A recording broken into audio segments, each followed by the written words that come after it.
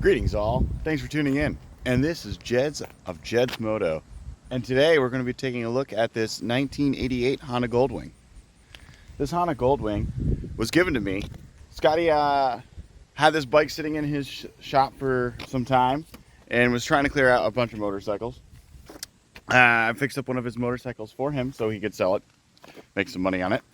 And then I grabbed the GL15 and it was a bit neglected. Needed a lot of work. Timing belts, tires, water pump, electrical work. There was a lot of mice nests, so a lot of vacuum line repair, carburetor work. Basically, spark plugs, everything you can think of that would need to be done to a motorcycle of this vintage.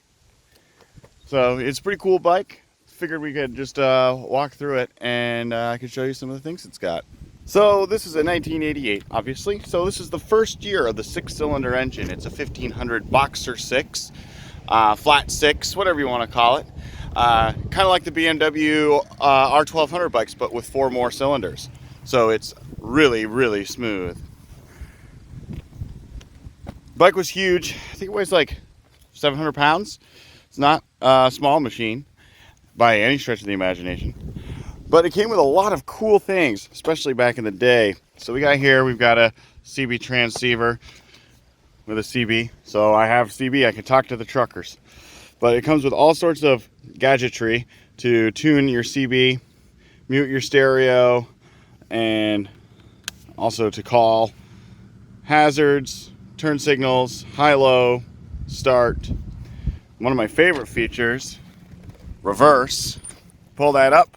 Hit the starter button and you will reverse as long as the bike is in neutral. Also, reverse acts like a nice parking gear, I've learned. So if you're on a steep incline and you don't want your bike to roll, I'll just like put it in neutral, pull up on reverse. That puppy's not going anywhere and won't roll, and turn the bike off. I have to say the gem of the bike is its 6-cylinder power plant. It's mated with a 5-speed transmission. 5th gear is an overdrive gear, so it drops the RPMs down really low. The motor makes a lot of torque, a lot of smooth power. It is not a high revving bike by any stretch of imagination. I believe it redlines at 5,500 RPM. This bike currently has 75,900 miles. I received it with just about 75,000 even, so I've put about almost 1,000 miles on this bike. The bike has some really cool features. It's got your clock. Bluetooth mode. It's got your radio, so it's got AM, FM, and cassette, which, guess what? I don't use cassette. Who uses cassette these days? Not me. But what I do is use a FM transmitter that is under the seat, and they have Bluetooth receiver, and the FM transmitter transmits on a frequency of 87.5 megahertz to the stereo, in which I can listen to my music. And I have abilities to mute and unmute on. So if I'm going down the road and I'm just next to someone, I need to talk to them, I can hit mute and it'll turn the music down. It doesn't quite fully mute, but you can adjust the power of the mute right here. You also have a tone, which is always set to right, which is basically, this is your treble, and this is like bass, I guess. I don't know. It's like a dynamic feature, AVC. Bike also came stock with cruise control, which was really cool back in the 80s. Is have something with cruise control is pretty awesome. The bike did not work when I got the cruise control. I had to basically run through the whole vacuum system underneath this fairing here, and basically restore all the vacuum lines. And there's a couple solenoids that were chewed out from the mice, so I fixed those and repaired those, and we got cruise control back.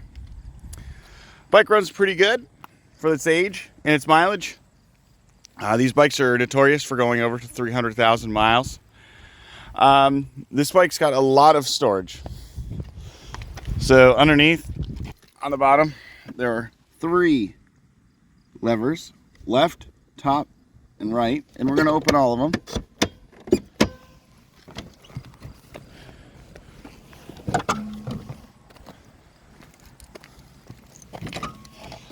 So on the left here, I keep my rain gear. As you can see, my water boots, and my documents. I usually don't go in this one unless it's raining, and even in it's raining, if this bike maintains 30 miles an hour or faster, I do not get wet. The fairing is super protective. On the top, we have this very large top case where I have my, my work hat and some tools, earplugs, which I don't usually use on this bike because it's just so quiet. And we have adamantly called it the Dirty Bird because it likes to smoke pretty good when it starts up. Very common GL1500 issue. Wouldn't call it an issue, just what they do. A lot of the old Airheads BMWs also smoke when they start up because, well, think about it. You have a cylinder and it's hanging left, and oil's just going to kind of pull on one side, so that's fine. And it fires up, it smokes, but runs great once it gets going. And then on these, you can kind of see how big these side cases are. They're very large. I can fit a full face helmet, no problem. Fits perfect, but I'm gonna need to pull that out. Bike also came equipped with a tow hitch. I don't use it. I've also upgraded all the lighting to LED, just because it's easier to see. Also put brake modulators on the back, so 2 lights will modulate and blink, dick, dick, dick, dick, and then come on. Also converted the front lighting to LED as well.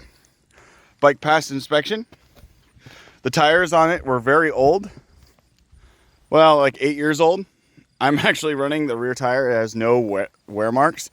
After watching Ari's video about running tires safely, I figured 8-year-old tire, I'll give it a whirl. It's brand new, or, it's good tread. And it's 100% tread, so I figured why not try it, and it works. I will say that it does lose some traction in wet weather, so I'll have to probably replace that next season. I'm still contemplating going dark side or not with it. And then I also did all the front brakes. And you can see here I put a new tire on the front. It was the same kind of tire on the front, but the compound was just so hard that I just didn't trust it. I can ride in the back and have some rear wheel spin and control that, but in the front I'd rather have a nice soft compound, so I replaced that. Bike has twin disc brakes and it's linked braking. So your master, which I've also replaced, is a Brembo brake master from a Yamaha FZ6. Stainless line will only actuate just one of the calipers in the front. So when you slam on the front brake and pull on that lever, you're only actuating one caliper. The rear brake, or what you consider your rear brake lever, actually actuates the left front caliper and the rear brake at the same time. So it's kind of interesting. I've always liked front and rear braking, but this bike is so big that you don't actually ride it like a typical motorcycle. It's almost like you're kind of like in a pod, almost like a car, So it works. I rebuilt the brakes calipers, put new seals in them, and cleaned them out. They were pretty corroded out. Put new pads on everything. The bike is a shaft-driven motorcycle. Does not have any chain or belt, which is really nice, actually, for a bike like this, because you don't want to be going underneath it all that much.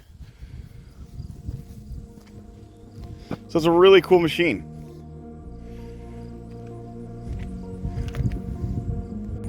So that's it. That's my little run around of the Dirty Bird. We call it the Dirty Bird.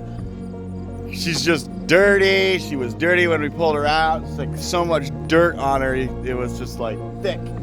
And but we got her going, and she's a great bike. So, and I want a special thank you to Scott. I really appreciate you giving me this motorcycle.